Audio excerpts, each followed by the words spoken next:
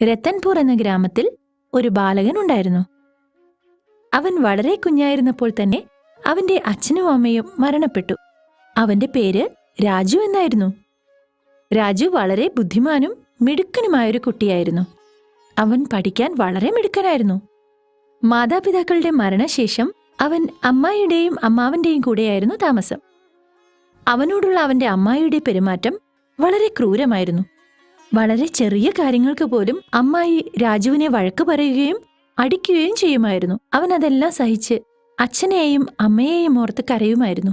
അവന്റെ അമ്മാവൻ നഗരത്തിലായിരുന്നു താമസം. അദ്ദേഹം പേര് കേട്ടൊരു വക്കീലായിരുന്നു. അദ്ദേഹം ഒരു ദിവസം ഗ്രാമത്തിൽ തിരിച്ചെത്തി. എന്നിട്ട് പറഞ്ഞു, എവിടെ പോയി എല്ലാവരും? ഇവിടെ വരൂ, നോക്കൂ, ഞാൻ വന്നു. എനിക്കിനി 10 ദിവസം അവധിയാണ്. അപ്പൊ വിചാരിച്ചു വീട്ടിലേക്ക് വരാമെന്ന്. അമ്മായി പറഞ്ഞു, താങ്കൾ വന്നത് വളരെ നന്നായി. ഈ രാജു എന്തൊക്കെയാ ഇവിടെ കാണിക്കുന്നത്? ചിലപ്പോ അടുക്കളയിലെ പാത്രങ്ങൾ പൊട്ടിക്കും, ചിലപ്പോ നമ്മുടെ മോൾ റാണിയെ ഉപദ്രവിക്കും. അതിവിടെ നടക്കില്ല. വേഗം അവനെ വേറെ എവിടെയെങ്കിലും താമസിപ്പിച്ചോണം. ഞാനിത് താങ്കളോട് ഇപ്പോഴേ പറഞ്ഞേക്കാം, ഇല്ലെങ്കിൽ എന്റെ വേറെ മുഖം കണ്ടുവരും. ഏത് നശിച്ച സമയത്താണാവോ നിങ്ങളുടെ സഹോദരനും ഭാര്യയും മരിക്കുകയും ഈ കുരുത്തം കെട്ടവനെ ഇവിടെ കൊണ്ടാക്കുകയും ചെയ്തത്. ഇതെല്ലാം കേട്ടുകഴിഞ്ഞപ്പോൾ അമ്മാവൻ ചോദിച്ചു, അല്ല പ്രിയപ്പെട്ടവളെ, അങ്ങനെ പറയരുത്. റാണി നമ്മുടെ മകളാണെങ്കിൽ രാജു നമുക്ക് മകനെ പോലെ തന്നെയാണ്. അവനെ നോക്കൂ, അവൻ എത്ര നല്ലവനാണ്. നീ പറയുന്നത് പോലെ അത്ര വഴക്കാളിയാണെന്നൊന്നും എനിക്ക് തോന്നുന്നില്ല.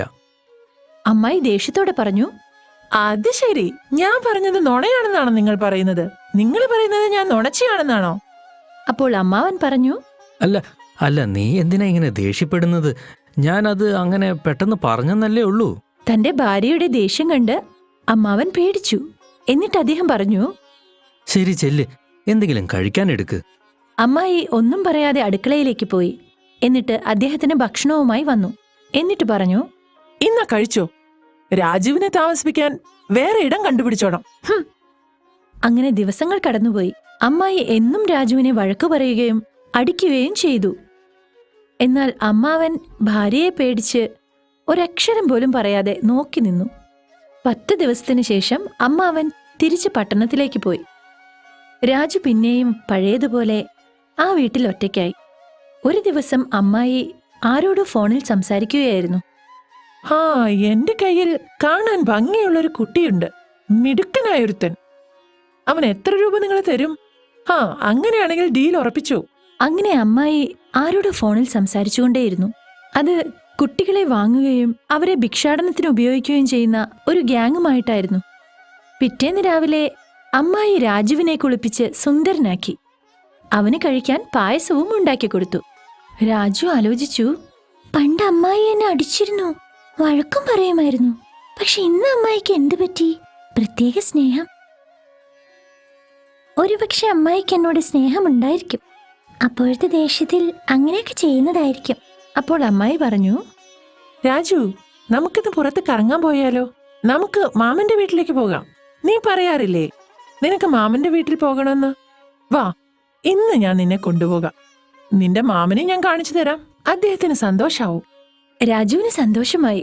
അവൻ ആലോചിച്ചു, അമ്മായി ഇന്ന് എന്നെ പുറത്തു കൊണ്ടുപോവല്ലോ. എന്നിട്ട് അവൻ പറഞ്ഞു, അമ്മായി ഞാൻ റെഡി.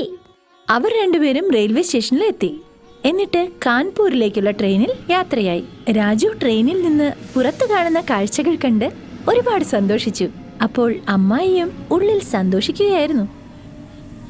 ഇന്നത്തോടെ ഈ ശല്യം ഒഴിവാവും. കുറച്ചു സമയങ്ങൾക്ക് ശേഷം തീവണ്ടി കാൺപൂർ സ്റ്റേഷനിൽ എത്തി. അമ്മായി പറഞ്ഞു, വാ, ഇറങ്ങ ട്രെയിനിന്. അവിടുന്ന് അവർ റിക്ഷയിൽ കയറി ഖണ്ഡാഗർ എന്ന സ്ഥലത്തേക്ക് പോയി. അവിടെ ഒരാൾ കാത്തു നിൽക്കുന്നുണ്ടായിരുന്നു. അയാളുടെ കയ്യിൽ ഒരു ബാഗും ഉണ്ടായിരുന്നു. അയാളെ കണ്ടാൽ പേടി തോന്നുമായിരുന്നു. അമ്മായി അയാളുടെ അടുത്തേക്ക് രാജുവിനെയും കൊണ്ടുപോയി. എന്നിട്ട് പറഞ്ഞു, രാജു, ഇതാണ് നിന്റെ മാമൻ. നീ ഇനി മാമന്റെ കൂടെയാണ് താമസിക്കുന്നത്.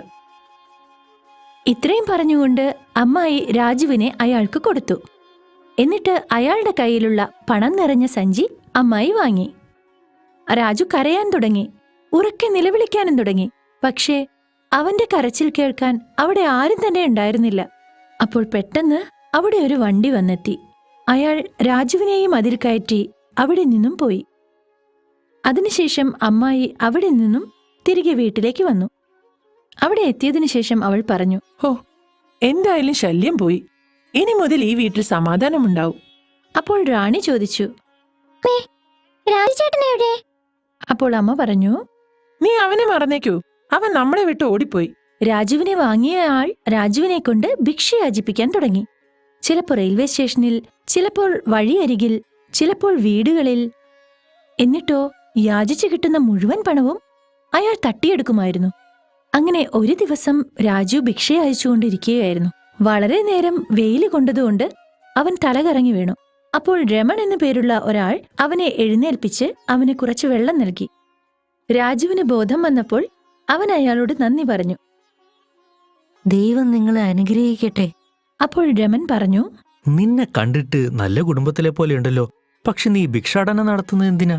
രാജു കരയാൻ തുടങ്ങി. എന്നിട്ട് അവൻ അവന്റെ കഥകളെല്ലാം അയാളോട് പറഞ്ഞു. അയാൾ രാജുവിന് കുറച്ച് പണവും തന്റെ മേൽവിലാസവും നൽകി. മോനെ, നീ ഈ വിലാസത്തിലേക്ക് വരണം. ഞാൻ നിനക്കൊരു ജോലി തരാം. അപ്പോൾ രാജു പറഞ്ഞു, നന്ദിയുണ്ട് സാർ. പിറ്റേന്ന് രാവിലെ രാജു രമണിന്റെ വീട്ടിലേക്ക് ചെന്നു. രമൺ പറഞ്ഞു, ഇതാരാ? രാജുവോ?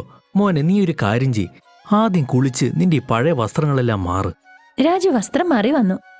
എന്താ, നിനക്ക് എഴുതാനും വായിക്കാനും ഒക്കെ അറിയോ? അറിയാമെന്ന് പറഞ്ഞപ്പോൾ അയാൾ അവനോട് ചോദ്യങ്ങൾ ചോദിച്ചു. അവൻ കൃത്യമായ ഉത്തരം പറഞ്ഞു. ശരി, എനിക്കൊരു പഞ്ചസാര മില്ലുണ്ട്. ഞാൻ നിനക്ക് അവിടെ ഒരു ജോലി തരാം. ശമ്പളം 4000 രൂപ തരാം. രാജു പറഞ്ഞു. ശരി. രാജു ജോലി ചെയ്യുവാൻ തുടങ്ങി. അവൻ നന്നായി അധ്വാനിച്ചു. അതിനോടൊപ്പം തന്നെ പഠിക്കാനും തുടങ്ങി. അതേസമയം രാജുവിന്റെ അമ്മാവൻ വീട്ടിലെത്തി ഭാര്യയോട് ചോദിച്ചു. രാജുവിനെ കാണാനില്ലല്ലോ, എവിടെ അവൻ? അപ്പോൾ അമ്മായി പറഞ്ഞു. അവൻ വീട് വിട്ട് എന്നെ ഇറങ്ങിപ്പോയി. അമ്മാവൻ പറഞ്ഞു. എല്ലാം നീ കാരണം തന്നെയായിരിക്കും. നീ രാവും പകലും അവനെ വഴക്കു പറയുകയും അടിക്കുകയും ചെയ്തു കാണും. അതുകൊണ്ട് അവൻ വിഷമിച്ച് ഇവിടുന്ന് ഇറങ്ങിപ്പോയതായിരിക്കും. ഞാൻ അവനെ അന്വേഷിച്ച് തിരിച്ചു പോവുകയാണ്. അതിനുശേഷം അമ്മാവൻ അവനെ തിരക്കി എല്ലായിടങ്ങളിലേക്കും പോയി. റെയിൽവേ സ്റ്റേഷനിൽ, ബസ് സ്റ്റാൻഡിൽ, അങ്ങനെ മറ്റു പല സ്ഥലങ്ങളിലും. പക്ഷേ അദ്ദേഹത്തിന് രാജുവിനെ കണ്ടെത്താൻ കഴിഞ്ഞില്ല. അങ്ങനെ രാജു പഠനവും തന്റെ ജോലിയും ഒരുമിച്ച് കൊണ്ടുപോയി. അവന്റെ കഠിനാധ്വാനവും പ്രയത്നവും ഫലം കണ്ടു. അവനൊരു പോലീസ് ഓഫീസറായി മാറി. പോലീസുകാരനായതിനു ശേഷം ഒരിക്കൽ രാജു തന്റെ വാഹനത്തിൽ യാത്ര പോവുകയായിരുന്നു. പോകുന്ന വഴിയിൽ രാജു തന്റെ അമ്മാവനെ കണ്ടുമുട്ടി. അവൻ വേഗത്തിൽ വണ്ടിയിൽ നിന്നിറങ്ങി അമ്മാവനെ കെട്ടിപ്പിടിച്ചു. അമ്മാവൻ പറഞ്ഞു. മോനെ, നീ എങ്ങോട്ടാണ് പോയത്? ഞാൻ നിന്നെ അന്വേഷിച്ച് എവിടെയൊക്കെ അലഞ്ഞെന്നറിയാമോ? രാജു കരഞ്ഞുകൊണ്ട് പറഞ്ഞു. അമ്മാവ, ഞാൻ എവിടെയും പോയതല്ല. അമ്മായി എന്നെ വിറ്റുകളഞ്ഞതാണ്. രാജു എല്ലാ കാര്യങ്ങളും അമ്മാവനോട് പറഞ്ഞു. അമ്മാവന് ഒരുപാട് ദേഷ്യം വന്നു. പക്ഷെ രാജു അമ്മാവനോട് പറഞ്ഞു. താങ്കൾ എന്റെ കൂടെ വരൂ. ഞാൻ പുതിയ വീടൊക്കെ വെച്ചിട്ടുണ്ട് അമ്മാവ.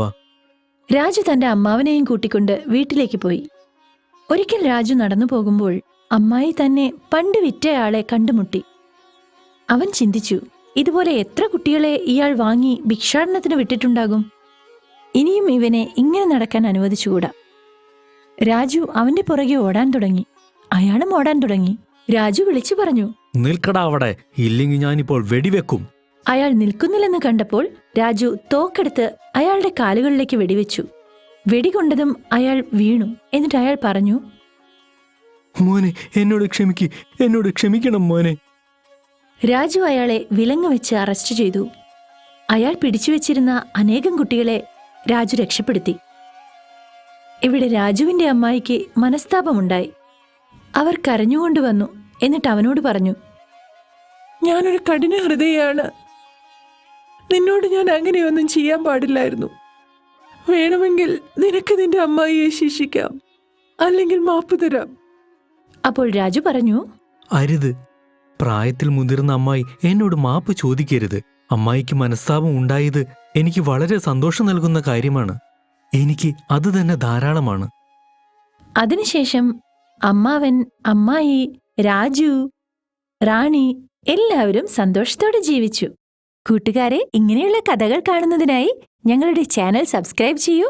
എന്നിട്ട് ബെല്ലൈക്കണും അമർത്തൂ. അങ്ങനെയാണെങ്കിൽ നിങ്ങൾക്ക് ഒരു കഥയും നഷ്ടമാവില്ല. ഇനി അടുത്ത കഥയിൽ കാണാം. ബൈ.